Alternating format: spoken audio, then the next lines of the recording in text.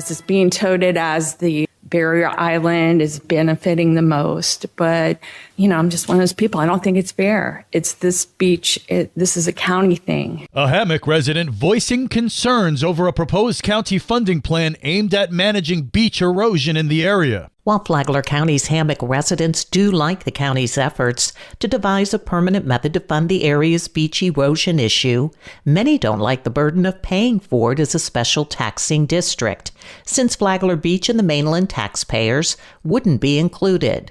Flagler County Administrator Heidi Petito explains. Recognizing that, it is the residents that enjoy the use of the beach, the tourists, and everybody. So the lion's share, or, 6.5 million of the 8.2 was proposed to come from other people other than the barrier island. And that's where we got to that 1.7 is, okay, so now what additional benefits do the people on the barrier island receive in the way of protection? Because their properties are the ones that are closely impacted. So that's kind of how we broke it out. Again, like I said, today's discussion about the approval or consideration of the intent, this is just a tool. We have plenty of time to continue to talk about this, looking at doing a joint workshop with the municipalities sometime at the beginning of the year. No doubt there will be more community outreach from now until probably July of next year to continue to work through this following the budget process. Again, some residents see it as targeting Hammock residents rather than sharing the taxing responsibility among everyone who enjoys the beaches, the majority of them from Flagler County's mainland. For Flagler's Local Morning News,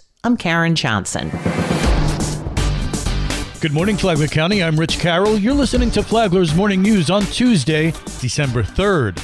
The Palm Coast City Council meets tonight at 6 at City Hall. The public is invited to attend and participate during public comments. Communication Director Brittany Kershaw says several resolutions will be discussed. The first one will be for the city administration delivering a presentation to approve the 2025 local legislative priorities. Following that, there will be several resolutions from the Stormwater and Engineering Department. The first is the execution of an FDOT local agency program agreement for the design of Graham Swamp Trail extension. This project will connect the Lehigh Trail to the Graham Swamp Conservation Area trailhead, and it's funded in part by FDOT. The next resolution is to expand Water Treatment Facility 1 by equipping 2 wells and installing a raw water meter. The next one is a grant agreement with the Department of Environmental Protection for the Palm Coast Rapid Infiltration Basin land acquisition. And this project is going to convert 43 acres of treated wastewater disposal fields to RIB sites, which will increase the capacity to support growth, reduce discharge, and provide storage for peak irrigation needs. If residents cannot attend in person, they can view the meeting on the City of Palm Coast YouTube channel.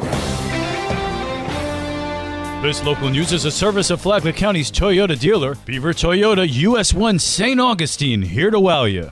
A U.S. District Court ruled that community water fluoridation at the current recommended level of 0.7 milligrams per liter absolutely presents an unreasonable risk of injury to health. State Surgeon General Dr. Joseph Ladapo has issued a guidance against community water fluoridation. Liz Ryan spoke to Jay Williams of the Florida Department of Health. Back around World War II, in an effort to decrease cavities, the government started adding fluoride to public water systems. What we now know is too much fluoride can be a bad thing, and we shouldn't be ingesting it. What we have right now in our water systems is systemic fluoride, where we're constantly ingesting it. And we're drinking a lot more fluoride than we realize. When you drink a Pepsi or any sort of off-the-shelf drink, pretty high chances that beverage has been made with fluorinated water. Or when you go and you buy your strawberries, they're being watered with fluorinated water. The EPA hasn't taken action on this yet, but the Sunshine State has. Here are some of the health concerns cited in the guidelines.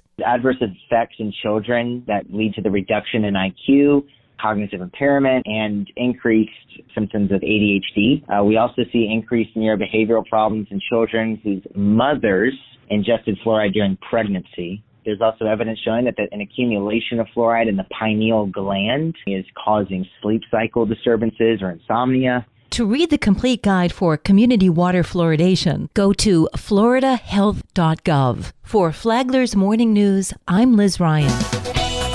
And now you're up to date on Flagler's Morning News. I'm Rich Carroll.